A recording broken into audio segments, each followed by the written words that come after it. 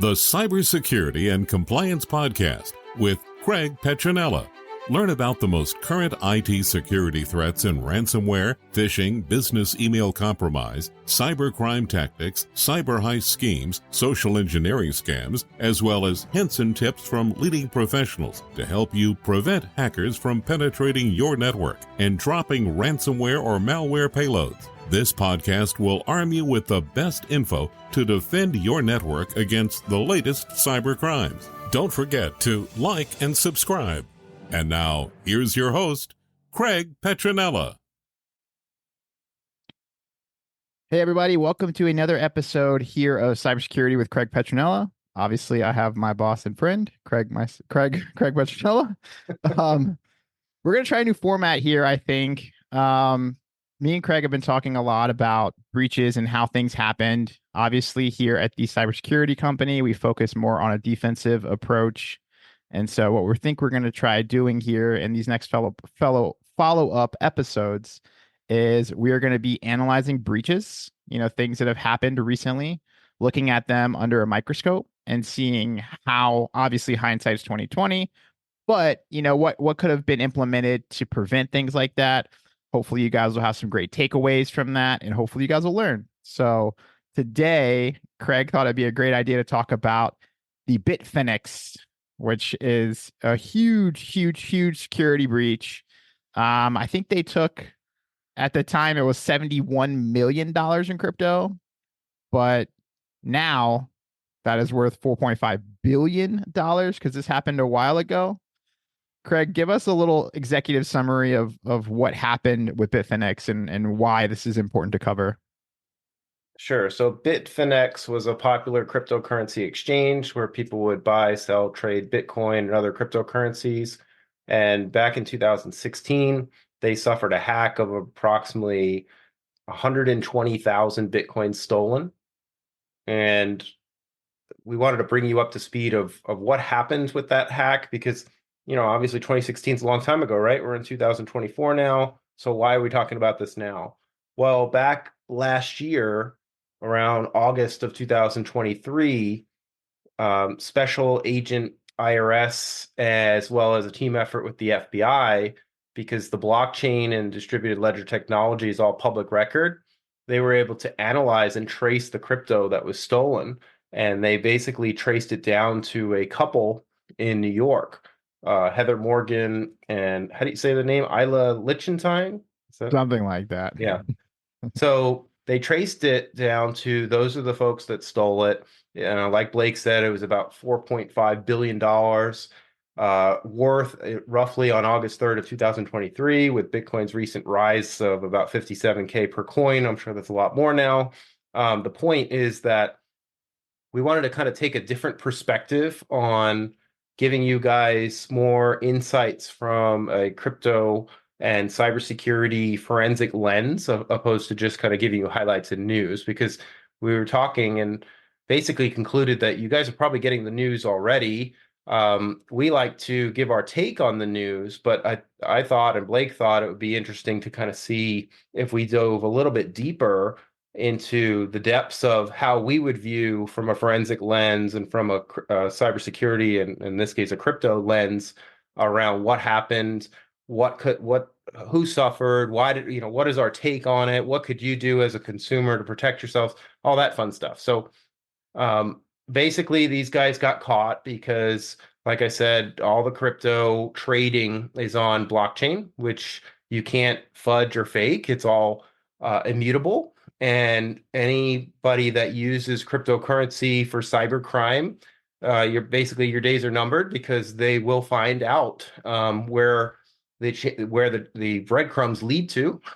And oftentimes, like with Bitfinex, they actually didn't require what's called KYC or know your customer. So at the beginning of when the cryptocurrency exchange was very active, they didn't really know a lot about the people using the exchange, which for obvious regulatory and compliance reasons is a big red flag, because if the exchange was being used for illicit activities, if you don't know who your customers are, that's a problem, right? So, how could you prove that there wasn't funding of terrorist organizations or sanctioned countries or, all sorts of bad stuff, right? So circling back to this particular topic here, everything was traced back to this couple. They were put in prison, I believe, and the government seized most of the Bitcoin that was stolen. And the people that were on this exchange that suffered the hack and left crypto on the exchange, they suffered losses. So they're trying to, much like what happened with the FTX exchange, the regulatory authorities are trying to work together to basically make the people whole again. Well, giving our take on this, first of all, the cardinal rule is you shouldn't really store your crypto if you're trading crypto on an exchange. You should avoid storing your crypto there wherever or whenever possible. And again, none of this is any kind of financial advice. We're just giving you our cybersecurity perspective on best practices in security. But any questions, Blake, so far? I mean, something that I think is really important is obviously we know what happened, but we don't know why it happened. And so for some of you out there, Bitfinex failed to distribute their security tokens. So they had put 2 security tokens out of a total of 3 on the same device. So it only took that hacker or this couple, right, gaining access to one device, which and led compromising millions and millions of dollars. I think it's pretty important that maybe we should hammer home on how you can, properly store your security keys. I mean, we talked about cold wallets before in the past. And maybe any other steps that you might take to distribute, the secure tokens or the passphrases, the security keys for said wallets. Sure. So obviously what Blake's talking about is called a cold wallet, basically a cryptocurrency wallet that is not connected to the internet. There are different manufacturers, makes, models, etc. We're not going to endorse any specific company or, we're not making commissions or any kind of thing like that by recommendation, providing a recommendation to you. I'll kind of give you my perspective and my take on it, and you can kind of take it for what it's worth. So the majority of crypto users that trade crypto, they're probably not the most technically savvy. And if that is the listener, my best advice would probably be to use something like what's called a tangent wallet. I don't know, Blake, if you've ever seen them. They look like kind of like a metal credit card. Yeah, I don't even know if they're metal. They might be plastic, but they kind of look that way. I've seen them. Yeah. They're kind of their 1.0 version was black with white graphics on it, and I think the 2.0 version has all black. Anyway, it's an NFC, near frequency type of card that you tap like to the back of your phone to authenticate transactions. Okay.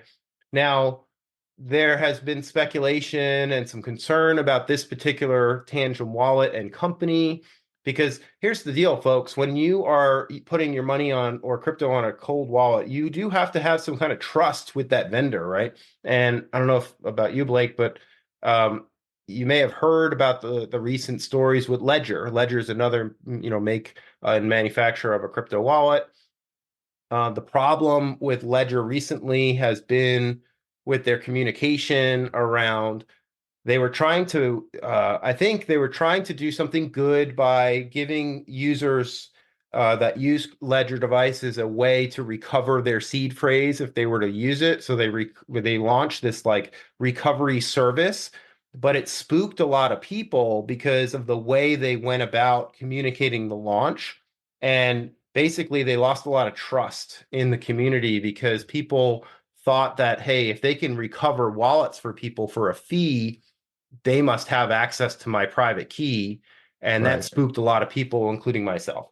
So again, going back to Tangent's a super easy, super inexpensive solution. I think you can get like a 3-pack of them for less than $100, which is cheap in the crypto world. If you want something very technical and high end or extreme, they have a different brand called Engrave. There's an engrave and a graphene model, which graphene is a metal plate that you store and punch your seed phrase onto. God forbid if you had a fire or something that destroyed your crypto seed phrase. If you don't have that somewhere else as a backup, then you're dead. You're going to lose your money. So there's different. You don't have to buy an engrave just to get that technology. You can certainly go on Amazon. They sell plates that you can buy to store your seed phrase. So obviously, you never want to store your seed phrase, and you don't ever want to take a picture of it. You never want to store it online anywhere. Don't put it anywhere digital. And whenever you're writing the seed phrase down, make sure you do it in a very private area with no cameras and nothing that's near you to prevent any kind of compromise. So Tangem is probably the best recommendation for your everyday average user, right? That I can say at this moment. Ledger, I have concerns about. Trezor is another popular one.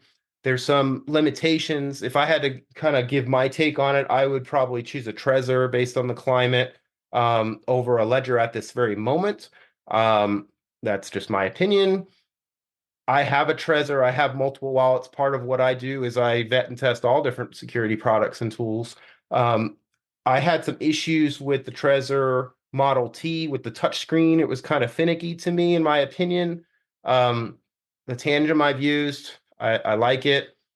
I did have valid concerns with Tangem because the first version of Tangem, you don't know your seed phrase. They generate it. They claim to generate it encrypted when you open the box, like when you do it, but you're still trusting the company with this, right? So you're trusting that the app developers, there's nothing happening behind the scenes. You're trusting, you have this trust in not only the software, but the vendor. And you're just taking risks with pretty much every company that you choose. So you just have to kind of choose carefully. So in my opinion, opposed to just choosing one vendor, I choose all of them. I choose many different ones and kind of spread things around. This way, if one of them were like, let's say Ledger gets, hacked or something, and maybe somebody exploited their recovery service, and then all of a sudden everybody loses their crypto that has a Ledger wallet. Well, at least I don't have all my eggs in one basket. So that's my best advice for you guys listening. Don't choose one make and model, kind of distribute and I recommend the same with banks too. I mean, with normal money, you shouldn't have all your money with one bank. You should have multiple bank accounts for FDIC insurance and all that fun stuff. But the Engrave is probably the most secure that I've heard. It is an air-gapped wallet that has a built-in camera that uses the QR code functionality. So that one, but again, it is cool. It has a nice screen. It's a hardened embedded device. But again, you're still trusting Engrave. Like the average person's not going to know the code that's happening behind the scenes, right? So you're still trusting the vendor in all these scenarios. So anyway, the summary here is store your crypto on some type of cold wallet, maybe one of the ones that I mentioned. I do not recommend a software or a hot wallet that what was do you remember the one that the popular one that people would download? Electrum. I don't know if you guys heard, but Electrum is a software wallet, and I've done investigations where I actually found a bug in the software that caused unspendable tokens. So what that means is when you open or set up a brand new wallet, the first thing as a best practice you're always supposed to do is send a microtransaction out and in to make sure the functionality of the wallet works. Well, a lot of newbies and new users, and sometimes seasoned users, they skip that step. They don't do that. They just buy crypto and then they store it. Well, in this case, with this particular software, there was a bug and it caused what's called an unspendable wallet. So all the coins that people were storing, they're unspendable. You can't move them out of the wallet. So they're locked up forever. So that is a really bad eye-opening experience. So obviously we know a lot of people out there have crypto, but not a lot of people know how to protect it. So if you could give obviously we talked about cold wallets and storing the passphrases.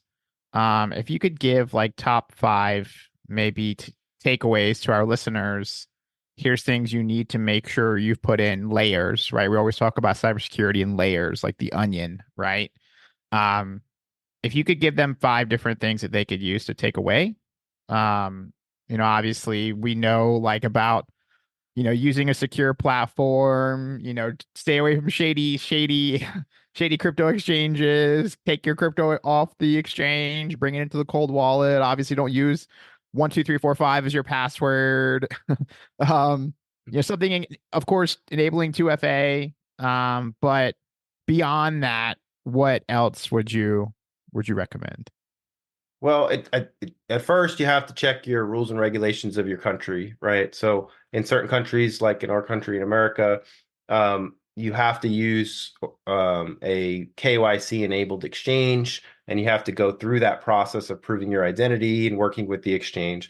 And when you move your currency from your bank to your account, like Blake said, you definitely want to have best practices with security. So try to use a very long, complex password that is unique to that platform. Don't reuse that password anywhere else. Ideally, use a password manager that's encrypted. Um, don't use multi-factor authentication, but do not use SMS for the tokens. Use like Google Authenticator or Microsoft Authenticator. Those apps are much, much more secure. Um, when buying the cryptocurrency of your choice on the exchange, they typically have a waiting period. I forget what it is. I think it depends on the level of KYC that you do, but I think it also depends on like how much money might be in your account. There's some restrictions there. And there's a waiting period before, like you can't just go buy Bitcoin and then move it immediately off. They make you wait a period of time. And I can't remember exactly if it's 2 weeks or something, maybe a little longer, and it may depend on your KYC details. But once the time period is done, I know a popular exchange like Coinbase, for example, they have what's called a vault function. I have tested and used the vault. In my opinion, I don't like the vault. I think it's a good, and it may be a good step for some people.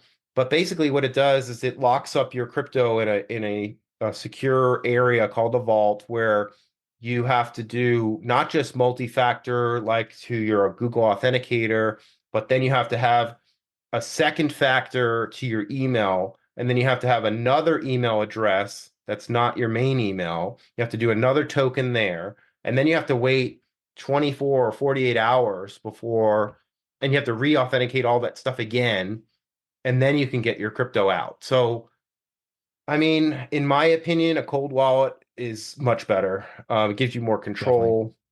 I could see certain instances where maybe somebody might like the vault function, but that's just my opinion on that. Um, so anyway, after you go through all those steps, you move your crypto to a cold wallet, like one of the ones that we recommended.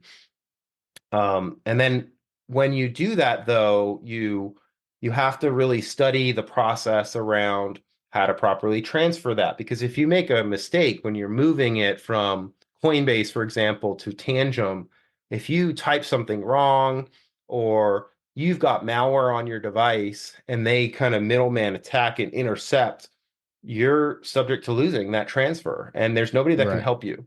So you have to be really careful about your privacy and where you do this, and like triple check everything, and always do microtransactions first. I mean, it's not going to hurt to do like a 0.001 or small, like $20 or $30 of a transfer, and then make sure the wallet works, and then transfer more. Um, there's a cool function that I know Coinbase has that it'll actually remember. Like, so if you have a cold wallet, it'll say, "Oh, you sent to this wallet before," so there's some kind of checks there that are handy, I think.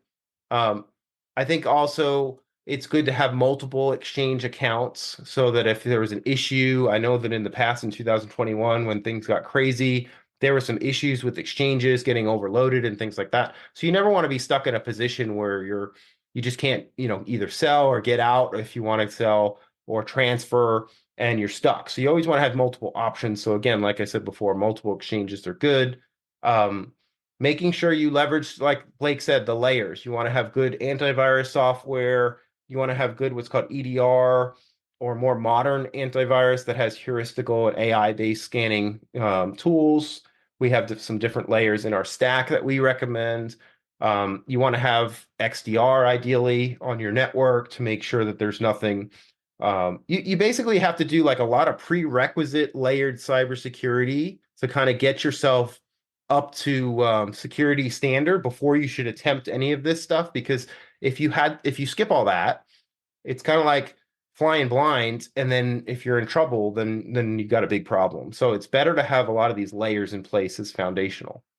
Something that I don't hear a lot of people talk about, what I think definitely should be talked about more, is obviously, I mean, there are computer cafes. People still do rely on computer cafes for accessing the internet sometimes. Obviously, you're not gonna, I wouldn't access your bank account or any, secure financial information from said cafes. Obviously, public Wi-Fi also is the same. So if you bring your laptop to a library, obviously avoid accessing your bank account and your cryptocurrency or your crypto exchange through that.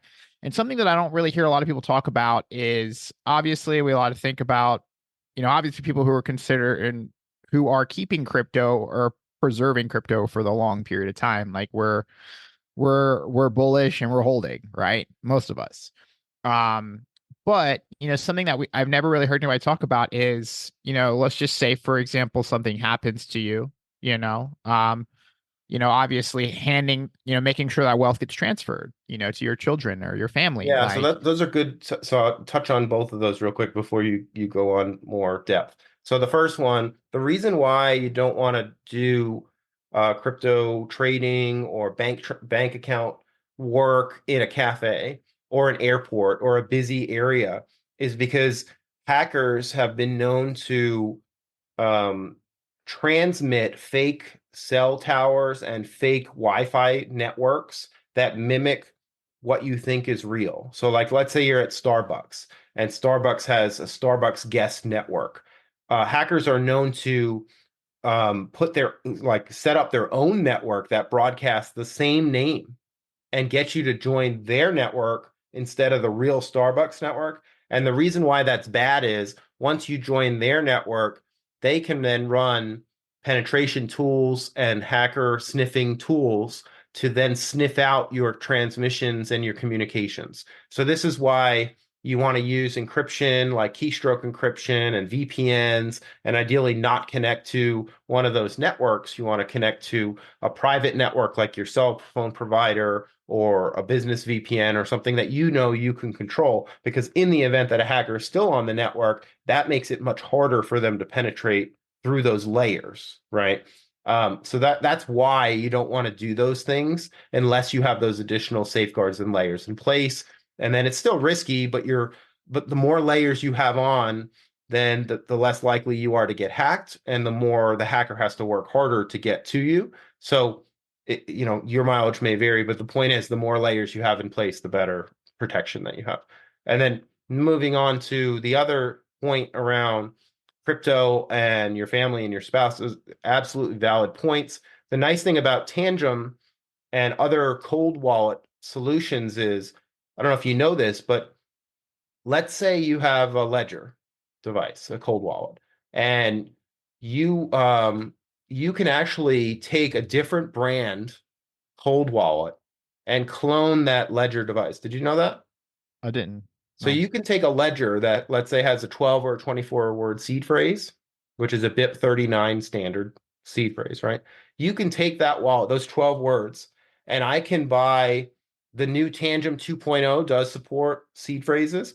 I can restore a wallet to Tangem. So I can have a ledger on my left side and a Tangem on my right side, and they're the exact same wallet, but just you're using two different manufacturers to communicate with that wallet. Does that make sense? Yeah. Yeah. So in that context, you can then clone like two or three of them and then give them the family members and then give them the PIN or whatever. So then in the event that you get hit by a bus, God forbid, something happens, they can control your funds. Obviously, you have to trust them because you don't want something to happen that while you're live, but my point is that that's a layer of redundancy that you can choose. With Tangem, you can buy the 3 packs. You could have 3 different backups. and you can distribute those in different places. So like family member, another part of the country, whatever, and you can do that. They have what's called multi-sig wallets, where with a multi-sig wallet, you actually it's kind of like two keys to open the lock. So both sides have to submit. There's have you ever heard of Shamir? I haven't. No. So Shamir is a type of multi-sig. So if you look that up, it's I forget it's longer than your typical hold on. It's longer than your typical seed phrase. Okay, here it is. Yeah. Here we go. So Trezor has a model of that supports the Shamir. It's so basically you need to have how many? It's called two of three, and okay, 20 words. That's what I was looking for. So Shamir backup uses 20 word shares, which is 128 bits in strength, and then you could also do a 33 word share. So basically, in this context, you have multiple seed phrases, and you have to put them together to be able to control the said wallet. So that's another option for family members, or you could do like a two of three. So this way, like two people would have to be able to be in control to be able to make a transfer. So that's an option. Obviously, at its bare bone minimum, you like could put that seed phrase in your will, or somewhere safe and secure. Again, you have to really protect that thing, because you don't want to even put that with like a law firm, because if the law firm gets hacked, then your wallet's going to get drained. So just be real careful. The graphene plates that we talked about, they have some encryption options as well, where you can get multiple plates that have to be stacked together to get to your seed phrase. So you can, if you give one plate, like if I give one plate to Blake and I have I have the second plate, he can't do anything with that first plate without my plate. Right. So that's I another like that. option. That's a great option. Yeah, so that's my favorite, in my opinion. But yeah, those are all ways that, there's another thing that's going on, which gives a good segue into this topic. Have you ever heard of pig butchering? I think we talked about it briefly, but you probably need to refresh my mind because I'm running it at 110% right now. Yeah. So it's a weird name. Pig butchering is a nasty scam that's going around, where you get a text message, typically it starts with, and it says something like, "Hey," and then you write back and you're like, I "Who's this?" remember. or whatever, You And so refreshed my the mind. person tries to social engineer you and trick you into roping you into this conversation and relationship. And then they the hacker persuades you to move off a text to something like Telegram or Signal, and then get to know you more there, and then introduce you to oftentimes a cryptocurrency investment opportunity of a lifetime, where they paint this story around getting you access to like insider information, where you can get access to coins that the public doesn't know about, and you can make all this money. Well, long story short, after they rope you in, then they show you and invite you, they get you to buy crypto on a popular exchange, and then move your crypto into this system. And then they get you to what you think is put on an app on your phone, but it's actually not an app. It's actually a malicious website that looks just like an app. And then they fund it. And then in a couple of days, you see all these you think you see all these returns and how much money you made, and they persuade you into thinking that you're making all this money, and then you try to cash out, and then they're like, "Oh no, you can't cash out. You have to pay 10% of whatever your balance shows." So let's say you put in like $10,000 and fictitiously, grows to $1 million, and you want to cash out. Then they say, well, you need to pay 10% of $1 million to get your money. And so they Yeah. keep bleeding you dry of all this money. And then the whole thing is a scam, and it's all called pig butchering. It's all over the news. Some people have lost tens of thousands, some people have lost hundreds, and some people have lost millions of dollars to these scams. And it's really sad how a lot of people get tricked into this stuff, but it's a nasty thing going around. I wanted to touch on that because you refreshed my mind, and I told you about my experiences with this. Um, and so there's certain ways that at least it happened to me. I didn't ever get butchered, right? I knew what I was doing, but I essentially was stringing them along to see this to scam unravel. And a lot of people, what they'll do is they'll go on Facebook and they'll create they'll create a copy of your friend, right? And it'll be Yeah. like, Craig Petronella, my Facebook friend, and then he'll do the same picture and the same bio, and then he'll go in and add the same friends, and then they'll be like, oh, how have you been? All of a sudden they're striking up this conversation with you. Oh, how have you been? Like, I've been doing this really well. Da, da, da. Then they'll lead you into the crypto investment opportunity. Or the other one in my case was somebody just randomly added me. I've never seen them before. And it so happened to be just just a random username with a random picture. And yeah, they wanted me to go into Cash App, buy Bitcoin, which I did. And then they're like, "Oh, register for this exchange." And this exchange was it was like based off some type of Singapore exchange or some type of crypto. I never heard of them. But yeah, I mean, you logged in, you had the opportunity, you can go there and click fund your account. Whenever you fund your account, you have to reach out to support. Support will generate a wallet for you. Um, and then of course you fund that wallet. And then yeah, obviously, like Craig said, I never got into the part where I'm not going to fund this wallet. Of course, I just wanted to see the wallet address. That was where it ended for me. But yeah, you fund the wallet, like Craig said, they fake returns, oh, your $1,000 is now 10,000, 20,000. Oh, let me take out 5,000, or even worse, add more. Oh my God, I made $10,000. Like, let me add another 5,000. Let me Yeah, add so another that's what they do first. They get you to add more to keep double down, keep in growing it. So they milk you dry on adding more, and then when you're ready to cash out, they're like, yeah, go ahead and cash out. Then you get hit with you got to pay 10% of the balance to get you at the end, and then that's usually where it stops, and that's usually at that point where people are like, oh, I think I've been scammed, but they've already Yep. lost all the money that they put in the front end, and Yep. then. Here's the thing, like if you hire a company like ours, we can trace it to where the journey goes. Okay. Um, but then you have to open, a case with law enforcement and open a police, and that's fine. You should do that if you've been subject to a scam like this. But sadly, law enforcement's so overwhelmed that unless it's like a huge amount of money, oftentimes the cases will go cold and they Yep. won't, they'll get stuck, and it's expensive and a lot of work to do the tracing part.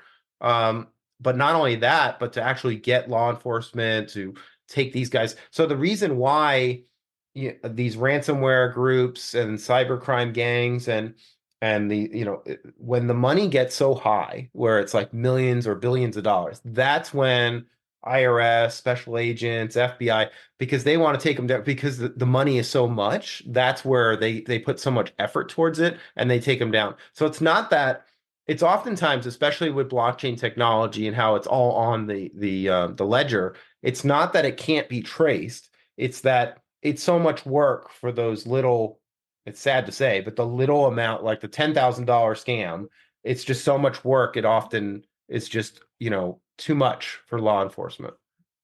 Yeah, I hate to be the bearer of bad news here on this, but if it's too good to be true, then it is.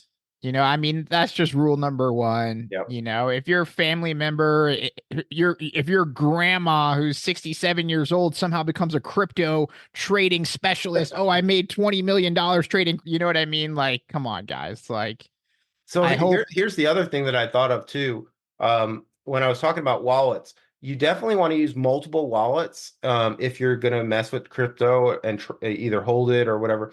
And you never want to connect like your wallet that you have like a lot of savings in to like a Web3 website. Like if you get involved with what's called distributed DApps and decentralized finance and these Web 3.0 websites, you can certainly go down those rabbit holes, and that's up to you to kind of investigate.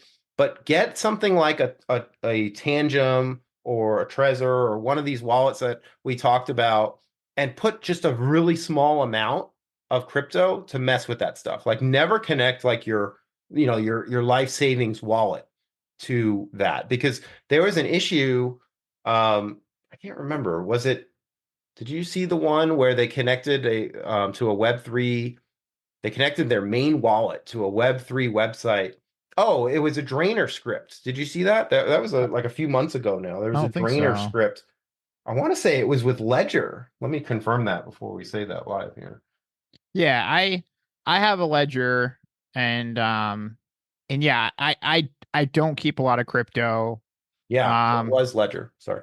and yeah, I mean, it's all up to you, right? Like everything investment is risk based. There's never a guarantee like money making, money printing, investment. So for me right now, there's just a lot of validity in crypto, and this is just my stance, so I don't have the means to be following it regularly. Of course, I mean I'm here in cybersecurity, so I follow breaches and attacks and clients and things like that. So for me right now, I have very little crypto assets. And I have it in my nano. I think I have some, NFTs, which are probably worthless now. Back in the day, this thing used to be hot, but yeah, yeah. So that's just my perspective. And you said something that really struck and resonated with me was, having, somebody's life savings in crypto, like that to me, like just made me cringe a little bit.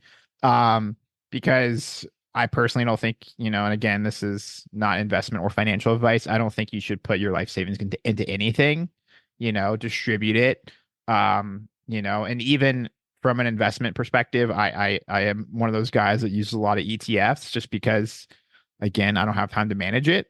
So, essentially you are paying that small nominal fee for somebody who's way more talented and way more skilled than me to manage that. And I mean, it doesn't have as much validity, and I mean, and you've seen cryptos go 50% overnight or 100% or 200% or 1,000% overnight, going from, these little like altcoins to these behemoths, right? And that's not realistic. That happens in a really small percentage of crypto coins. And, something I've noticed a lot is, especially when you start to get the influencer perspective, like a lot of influencers, when they're talking about crypto, like those are cryptocurrencies you probably need to stay away from, you know? Yeah, so Um, I think what you're talking about is a lot of the like back in the day, it was ICOs and it was new coins and get your Yeah, airdrop and one coin yeah, the more popular one now that a lot of people is Monero, which a lot of people are talking about, a lot of influencers and I mean look at Ethereum Max, right? That's another one that Kim Kardashian was promoting, Jake Paul, they used it for these boxing matches, these YouTube boxing matches to buy tickets or whatever. And that thing went down. I mean, anything that an influencer is talking about, like, obviously put your magnifying lenses on, your high prescription glasses and do your own homework, just don't buy it because somebody else says it's a great token or an altcoin or they're making money doing it. You need to be very, very, very cautious of that.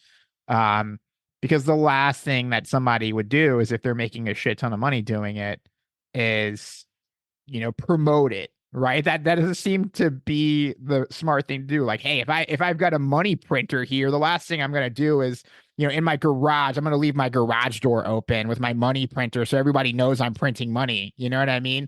So yeah. Well, from I mean, I think that's good advice. And again, not financial advice or of any course, direction, or these are strictly our opinions. But I think yes. that at least from my opinion and my perspective, I think Bitcoin specifically is with the fixed supply of 21 million and with all the people that have been hacked or not. You heard about the guy that was diving through the trash and dumpsters that lost his, oh yeah, there was a guy that lost thousands of Bitcoins. He had them on his computer hard drive and he Oh threw his yeah, the computer dump. away. Yeah, the dump. He recycled Yeah, his yeah. computer. Well, Yep, anyway, yep, there's I heard about it. tons and tons of people. That's just the people that have come forward. There's tons of people like that. The point is that Bitcoin's the only cryptocurrency that has that fixed finite supply. It's truly decentralized. There's no person, nation state, or any central authority control. And that's what makes Bitcoin so unique and different. In the world that we live in, we talked about in cyber and compliance about trustless technologies and how, you can't really rely on one vendor to do something. Or, I mean, look at the SolarWinds hack. Look at Microsoft was hacked a few days ago. Microsoft Azure, it was like the worst hack in Microsoft's history. We trust these vendors that we all are, they're in our ecosystem. We have to rely on these companies in some way, shape, or form. But as a listener, assume that they've been hacked and try to put layers on your own stuff and try to embrace trustless technology to protect yourself and monitor on your own. Because if they haven't been hacked already, they probably will be in the future, and you want to mitigate your damages as much as possible. But specifically going back to Bitcoin's the one that has that truly unique finite supply. And with the ETFs that all came out and were launched, the ETFs with the big companies like BlackRock and Fidelity, the people, these companies have billions or trillions of dollars. As people, like Blake mentioned, he likes ETFs. That gives the average person an easy on-ramp to buying Bitcoin. It's not the same as holding your own Bitcoin in a cold wallet. However, it does give you exposure to it, and it's traditional exposure, like you might have a 401k or you might have stocks or a brokerage account, and you can easily buy and invest just like you would any other stock. So that's a huge, huge thing that we've never had before, and that's why I think Bitcoin specifically is the one that's so unique and different. And that's why it's got all the headlines. Yeah. Yeah, I think we're kind of wrapping it up here. I think we have a lot of great takeaways on this episode. Of course, in the future, we're going to do similar. We're going to try and do more of a frequency here, up our frequency and provide as much value as we possibly can. Obviously, we're also going to have some more guest speakers too. We're going to introduce some more guests that are, pioneers in their area of expertise. Just one last thing I will say on the Bitcoin stuff. Just again, do not use your phone number for SMS text pins. We've talked about this on episodes and in our trainings around SIM swap attacks. A lot of people have lost tens of thousands, hundreds of thousands of dollars from SIM swap attacks because they had their tokens going to SMS, so then the hackers take over their phone, they social engineer the carrier, and then they get your tokens, and then they drain the wallet. So the takeaway here is if you're going to dabble and mess with crypto, make sure you do your own research, get your own education around that, and make your own, strategies and use a cold wallet. And, I'll let Blake take it from here. Yeah. I mean, those are all great takeaways. Hopefully you had your notepads here while you were listening, guys, or you might be driving.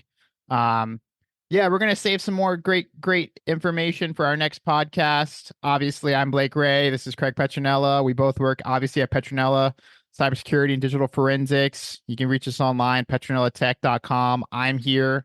Craig's here. We're both here to help anything that you guys need with. Obviously, don't be scared to reach out.